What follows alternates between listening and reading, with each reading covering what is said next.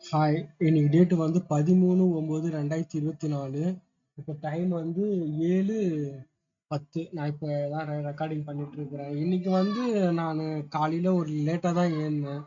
லேட்டாக எழுந்து முதல்ல பேக்கிங் ஒர்க்கெல்லாம் கரெக்டாக பண்ணிட்டு இருந்தேன். பேக்கிங் ஒர்க்கெல்லாம் பண்ணும்போதே எனக்கு பேக்கிங் ஒர்க்குக்கு வேலைக்கு ஆள் வைக்கணும் அந்த மாரி ஒரு தாட் இருந்தது. அதுக்கப்புறம் பேக்கிங் வேலை வந்து அமேசான், இ-காமர்ஸ், அதுக்கப்புறம் ஷிப்ராக்கெட், இது மூணு ரெடி பண்ணிட்டு அஞ்சாத்தூர்ல வச்சுட்டு அப்புறம் எனக்கு கால் வந்தது தீபக் கிட்ட. இந்த மாரி பால் காசுறாங்க, புது வீட்டுக்கு வாங்கன்ட்டு எனக்கு கால் வந்தது. சரி, நான் இன்னும் குளிக்கவே இல்லை, நான் குளிச்சுட்டு வரேன்னா. அதுக்கப்புறம் 12:30 மணிக்கு வந்து பல்சர் பைக்கை வந்து வண்டியை எடுத்துட்டு போய் கரெக்டாக ரிஜிஸ்ட்ரேஷன் பண்ணணும் அதுவும் சொன்னாங்க. சரி, ஓகே, நான் பேக்கிங் வேலைலாம் முடிச்சுட்டு வரேன். சரி, பல்சர் பைக் எப்படி ஓட்டணும், ஏன்னா அது கீரு கொஞ்சம் டிஃப்ரெண்ட், ஏன்னா கீர் பைக் ஓட்டு ரொம்ப நாள் ஆகுதுல. அதுக்கோசம் ஒரு டெமோ யூடியூப் சேனல்ல சில வீடியோலாம் பார்த்துட்டு இருந்தேன். வீடியோலாம் பார்த்துட்டு அதுக்கப்புறம் சாப்பிட்டு பேக்கிங் காரில் உக்காந்து அஜி என்ன பண்ணேன், 2 மணி ஆயிடுச்சு. 2 மணி வரைக்கும் என்னென்ன பண்ண முடியுமோ அந்த பேக்கிங் ஒர்க்கெல்லாம் பண்ணிட்டு மீதி டெலிவரியில கொஞ்சம் பெண்டிங் இருந்தது. அதுக்கப்புறம் ஃப்ளிப்கார்ட்ல நேற்று ஒரு மேட்ரு வந்தது. என்ன மேட்ருன்னா, அவர் வந்தாரு. நான் கொரியர் கொடுத்துட்டு ப்ரோ மிஸ் கால் கொடுங்க, நான் ஓடிபி பண்றேன்னு நான் சொன்னேன்.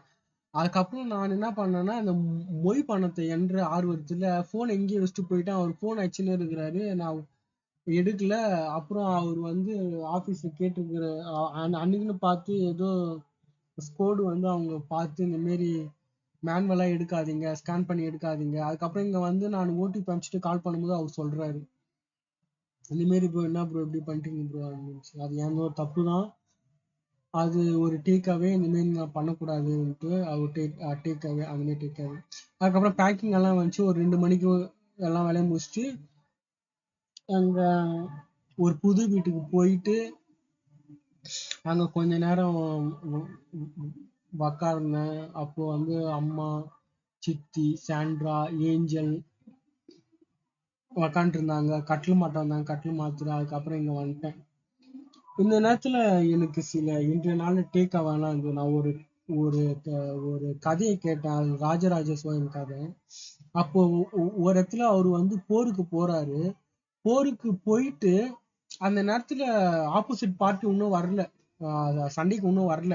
இவரு வெயிட் பண்ணிட்டு இருக்கிறாரு.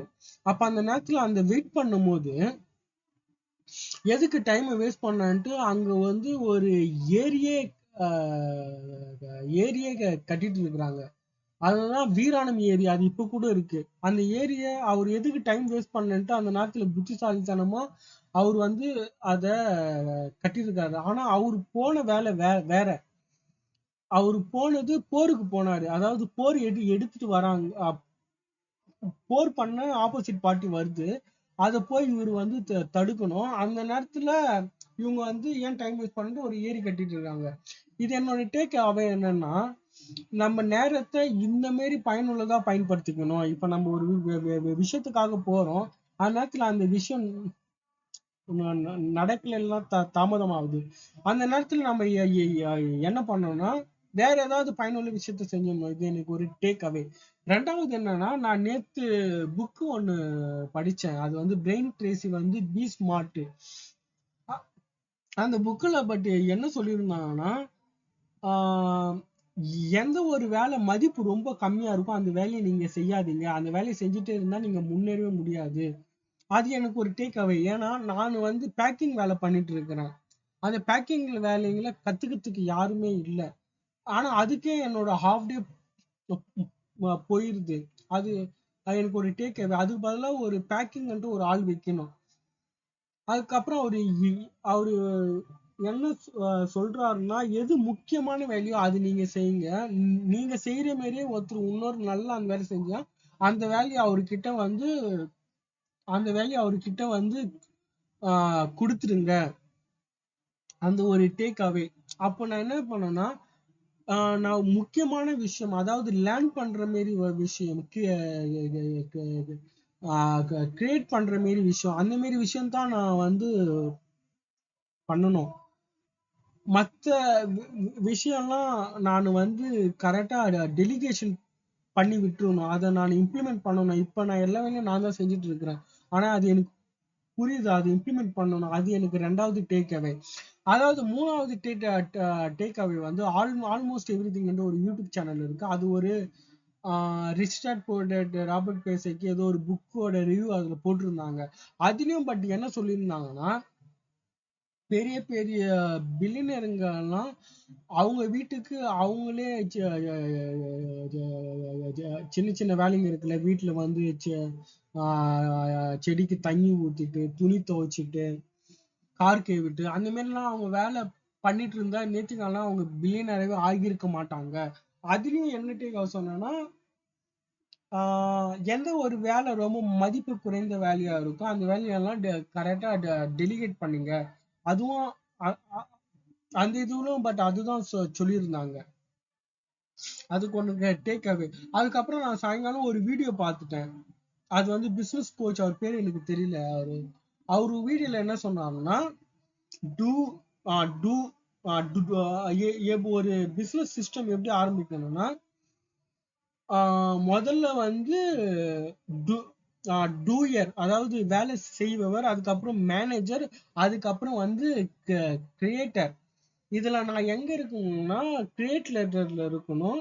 அதுக்கப்புறம் ஆளுங்களை போட்டு மேனேஜ் பண்ணணும். அதுக்கப்புறம் டூயர்ல வந்து இந்த பேக்கிங் பண்ற வேலை, அதுக்கப்புறம் கடைக்கு போய் வாங்குற வேலை, இதெல்லாம் டூயர் கிட்ட விட்டுருணும். அது எனக்கு ஒரு டேக் அவேவா இருந்தது. இதுதான் என்னோட டேக் அவே.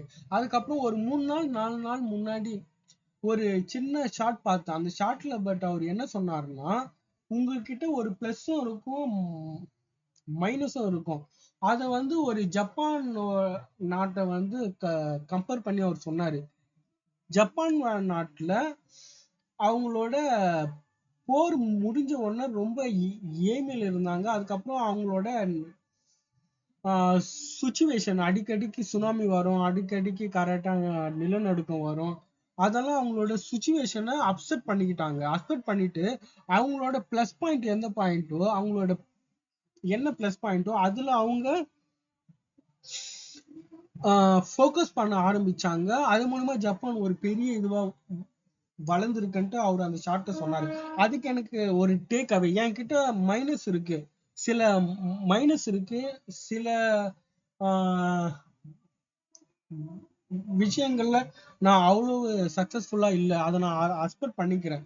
அக்செப்ட் பண்ணிட்டு எனக்கு என்ன நல்லா வருதோ, பிசினஸ், இன்வெஸ்டிங்கு, அதுக்கப்புறம் ஃபிட்னஸ், இதுலாம் எனக்கு நல்லா வரும். இதுல என்னோட ஃபோக்கஸை பண்ணி இதை நான் வளர்க்க வரும்போது ஒரு நாள் என்னோட மைனஸ் வந்து தெரியாது. என்னோட பிளஸ்ல நான் ஒர்க் பண்ண ரொம்ப நாள் கழிச்சு பார்க்கும்போது என்னோட மைனஸ் வந்து எனக்கு மைனஸாவே தெரியாது. அதுதான் என்னோட பிளான். அது என்னோட டேக் அவே. இந்த இந்த விஷயங்கள்லாம் ஒரு இன்னைக்கும் ஒரு 2-3 நாளா நான் லேர்ன் பண்ணியிருக்கிறேன். தேங்க்யூ.